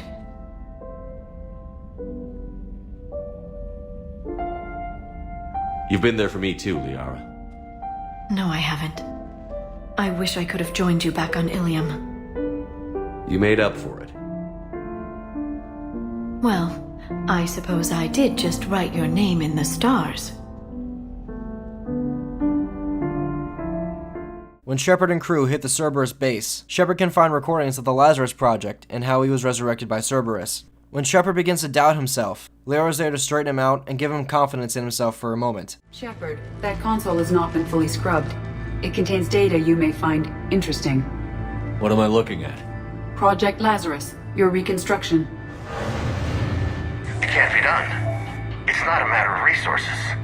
It's always a matter of resources. We're not losing Shepard. Sir, Shepard is clinically brain dead. After that much trauma, that long with no oxygen, we cannot overcome nature. Operative Lawson disagrees. She is now in charge of Project Lazarus. I didn't realize it was that bad. I saw what was left of you. I thought you knew. Are you all right?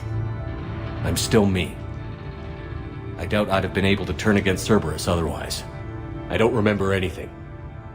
Maybe they really just fixed me, or maybe I'm just a high-tech VI that thinks it's Commander Shepard. But I don't know. I wish you'd told me, Shepard. I knew it was really you the first time I touched you again.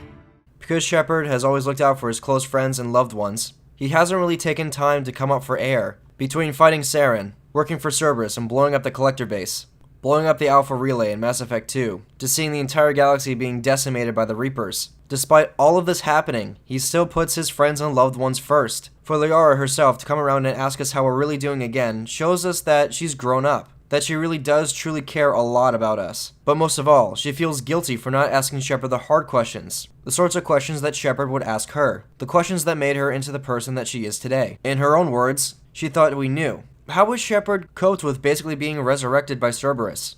And she's sorry she didn't ask us this hard question earlier. This is the real Shepard, the one and only. There's no mistake here, and Liara is sure of that. When EDI, Shepard, and Liara recover the Prothean VI from Cerberus' hands, they go back to Earth. It's finally time for the invasion to begin. But before we do that, I have a little steam to let off.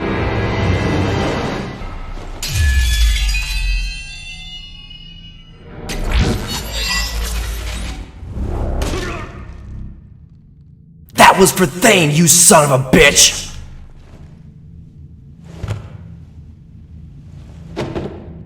As the fleet gathers strength outside the Sol system, Liara comes to check on Shepard to ensure that her lover and her best friend is okay. What I want most is for this war to end, while there's still a galaxy left to save. And everyone's counting on you to do that for us. It must be overwhelming. How do you get ready for something like this? You cajole and threaten and make tremendous sacrifices until the galaxy realizes it has someone worth following. You think so? There's no doubt in my mind. There will be casualties. I just wonder how many. You're not alone in this fight now, Shepard. Take strength from that. Thanks, Liara. My pleasure.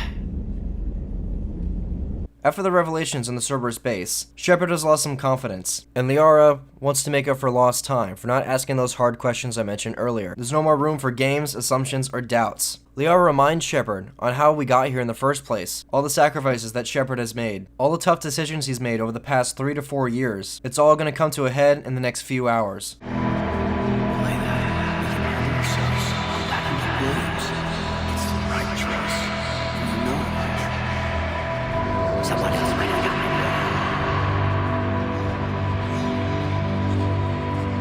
And if everything goes to hell, and if everything goes sideways, at the very least, they'll lose by facing the enemy together. This is the last time they'll be together like this. The calm before the storm. Liara and Shepard find safety in themselves and below the stars. Standing strong, standing together. And now, there's no place I'd rather be. Neither would I.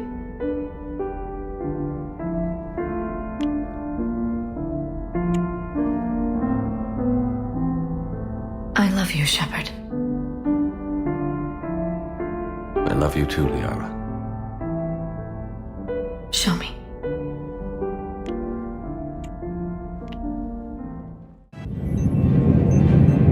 Approaching Salt Relay, Commander.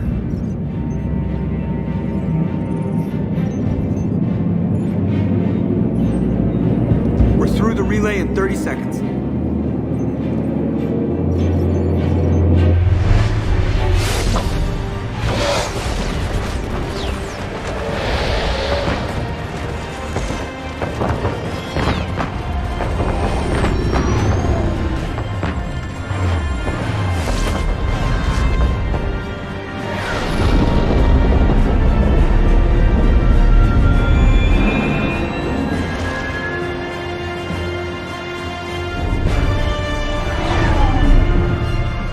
Before the final push, Liara has one last gift to give the Shepard. A gift that Asari only reserved for their closest friends and bondmates. How are you holding up, Liara?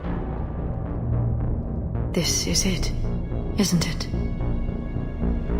Yeah. This is it. I don't know what to say. All those little blue children will be disappointed I didn't have a speech. We'll make up a good story for them. I do have one thing for you, Shepard. A gift. It'll only take a moment, if you want it. What kind of gift? Do you remember when I first joined my consciousness to yours? I can show you some of my own memories. Asari exchange them sometimes, with good friends, or their bondmates. It can also be a way to say farewell. Show me. Close your eyes.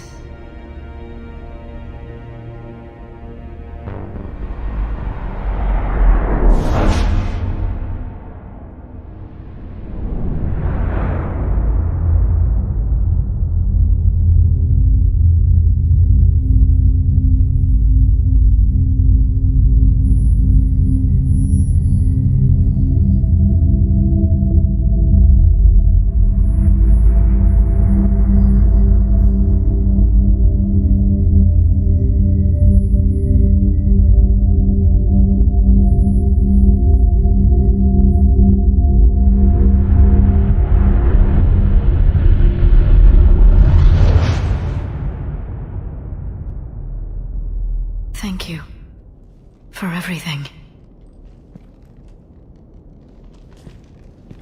I love you. Now, let's do what needs to be done.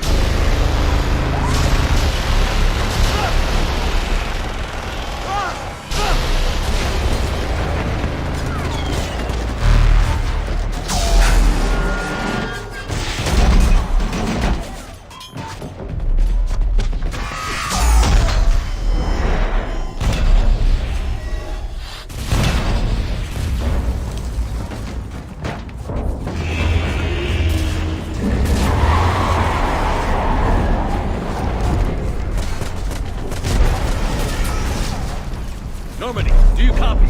I need an evac, right now.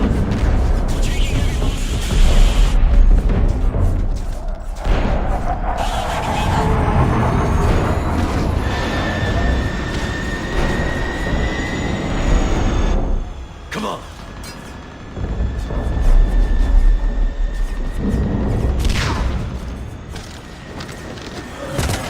Here, take her. Shepard!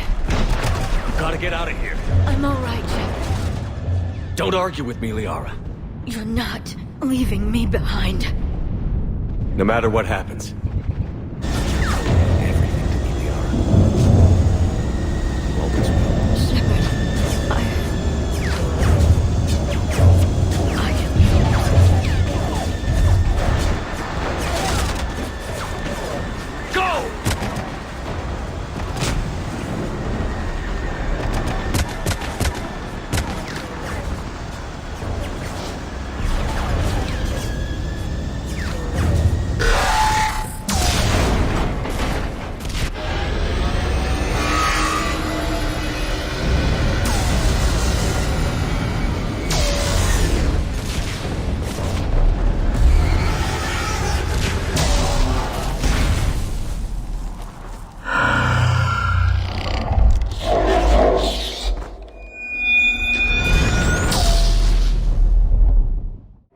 The paths are open, but you have to choose.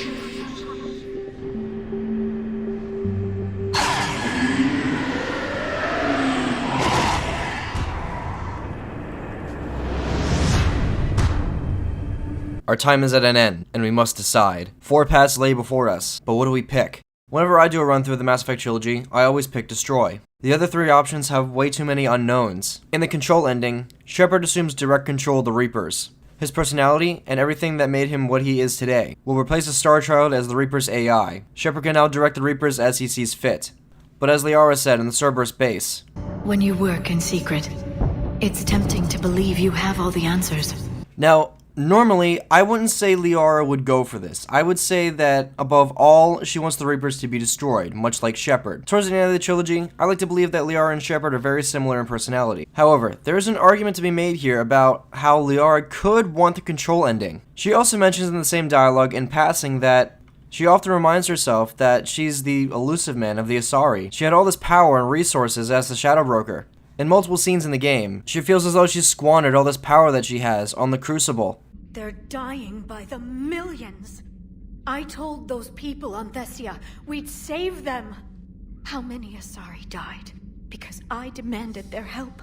And later, in the Cerberus base, in regards to Cerberus using the Proto-Human Reaper that we destroyed in the Collector base, she has a moment of doubt and compares herself to the Elusive Man. Liara muses if she could have done the same thing, if she could have fallen that far to use such technology to help save her planet and her people. The Elusive Man convinced me to work with him to save the colonies.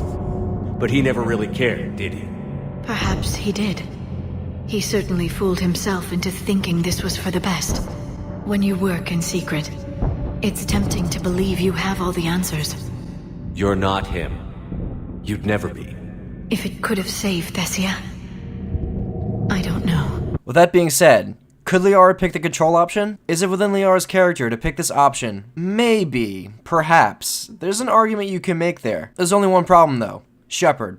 If Shepard completely ignored Liara throughout the course of the game, if Shepard never tried to console her about losing Thessia and everything else that's happened over the course of the war, I could definitely see her taking this option. However, it's only in this scenario and no other scenario that I can possibly see Liara picking this option. What about the synthesis ending? That's gonna be a hard pass for me, man. After learning about the truth about the Protheans and the Asari's true history, she's really offended that the Asari were never in charge of their own destiny. They were cultivated by the Protheans over millennia to become their plan B for fighting the Reapers in the next cycle. They can theoretically reproduce with anything. They can live to be 1,000 years old, and every Asari can naturally use biotics. It would be incredibly wrong and out of character for Liara to basically force genetic modification on the entire galaxy like that. My people weren't animals for your kind to experiment on. You wanted to know more about your history, Asari. Now you do. I have a name. It's Liara T'Soni, and I'd appreciate you using it from now on. Hey, settle down. As such, Liara would never pick the synthesis option. I also believe that Liara will never pick the refusal ending, for obvious reasons. Over the course of 3 games and multiple comic books, she has done nothing but help Shepard fight the Reapers. So why would she stop now? Why would she want to end the war on her own terms? Why would she leave the next cycle, and the cycle after that? Why would she lead everything up to chance? She can end the war right now by just destroying the Reapers. Sure, every synthetic being such as Edie and the Geth will die. Everything that uses Mass Effect technology will be disabled or broken, but as a Star Child says, it can be easily repaired by those who survive the war. This leaves us with only one true option left, and that is the destroy ending. Not taking the breathe after credits scene into account, Liara is going to die in all of these situations. In the control ending, she would have to be really jaded and selfish to pick that option. For the synthesis ending, it's too big of a decision with too many variables and unknowns for Liara to be comfortable with. She would also possibly object to the ending based on moral grounds. She's not going to force a new lifestyle in the entire Milky Way galaxy. She's just not about that. I think the only way for a Paragon Liara to go out is through a selfless death. With the destroy ending, we know exactly what will happen, and what will become of the entire galaxy after the Reaper War. This is the most obvious choice for Liara, and much like me and my Shepard, she takes it, knowing full well she will not survive this.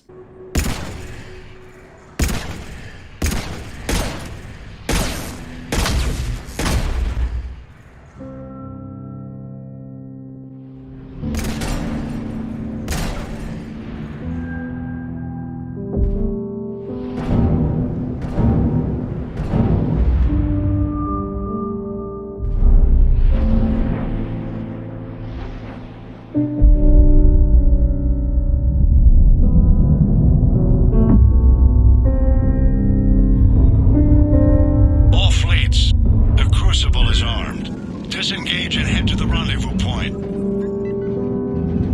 I repeat, disengage and get the hell out of here. Joker, listen. We have to go. Damn it. In this final chapter of the Mass Effect trilogy, one question remains. Who is Dr. Liara T'Soni in the Mass Effect universe? And why do I consider her a compelling and well-written character? When we first hear of Liara, it seems as though she's the enemy due to her association with her mother, Matriarch Benezia. Over the course of the game, we learn that Liara is much like Benezia before she fell to the Reapers. She's a true paragon in Mass Effect terms, and disagrees with most, if not all, renegade decisions in the game. The reason why Liara acts like this is due to her upbringing, and her place amongst her people. She's an Asari pureblood, and the offspring of 2 Asari matriarchs. Her race feels like she is squandering all this potential from her parentage, both by just plainly existing and wasting her time coming up with scientific pipe dreams for theories on galactic extinction. As a result of her upbringing, she is terrible at speaking to people, and she causes gaffes with people she attempts to speak to. As Shepard chases down Saren, Liara helps people understand the Prothean beacon and develops something of a crush on him due to the inherent intimacy such actions render. When Shepard takes the time to get to know Liara, the two start off a relationship and take down Saren together. When Shepard dies, Liara loses direction and control of her life due to the death of her lover and her best friend. Shepard is so important to Liara that she risks her life to slight the Shadow Broker to save Shepard's body for an infinitesimally small chance at resurrecting him. She just couldn't bring herself to let Shepard go and let him rest. She then spends the next 2 years battling with the Shadow Broker. Her life is transformed from that of an innocent neurotic scholar to one of paranoia and vengeance as an information broker in the Terminus systems. Shepard, being the good man he is, comes back to help her even the odds and to tell her that she doesn't need to strike it out alone anymore. Good friends help each other out for the sake of helping each other out. That's just what they do. Shepard assures Liara that she's going to be okay at the end of the battle. Running herself ragged like this and turning her into a jaded and angry person with no help was a foolish thing to do as well. In a testament to her good nature and character, Liara then makes a conscious decision to turn the Shadow Broker's operation into something better. Despite admitting to what the last few years have done to her, she still wants to make the Paragon decisions here. When the Reaper War finally happens, Liara has a crisis of faith when Javik is awoken, and her romantic feelings about the Protheans is shattered. All her preconceived notions, all the research she's done over her entire life about Prothean history was wrong. Like Liara herself, the Asari were now robbed of self-determination and being masters of their own destiny because of people like Javik. Throughout the entirety of Mass Effect 3, she constantly loses faith in herself and becomes distraught after Thessia gets destroyed. If Shepard hadn't been part of Liara's story, she would be just another lost soul in the Mass Effect universe.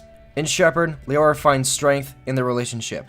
To Liara, Shepard is a superhero who could probably pull her out of a bottomless pit if he so desired. Shepard is Liara's rock. So now, as our time comes to an end, what lessons could we glean from the life and times of Liara T'Soni? If I had anything to say on the matter, it would be the following message. If you ever find yourself struggling with your past, find friends in the present and draw from their strengths. If you ever find yourself jaded, confused, and alone, do not forget about your friends and those who care about you. Do not ever be afraid to lean on them for help. The world is a cold, dark, and unforgiving place, but those who are truly close to you will help make it a brighter, lighter, and more loving place to exist in. If they are true friends, they will go to the ends of the universe to help you, and should expect nothing in return. Always be laser focused on your goals, but don't let your past accomplishments cloud any opportunities for learning and personal introspection. Always make time for yourself, and don't forget to come up for air every once in a while. If you ever find yourself in a position of extreme power, do not use it thoughtlessly. Remain true to what you are, and make the world a better place by using this newfound power. Don't add to the despair that has already been created by those corrupt individuals holding this power. This, my friends, is a lesson of Dr. Liara T'Soni, a truly compelling and well-written character.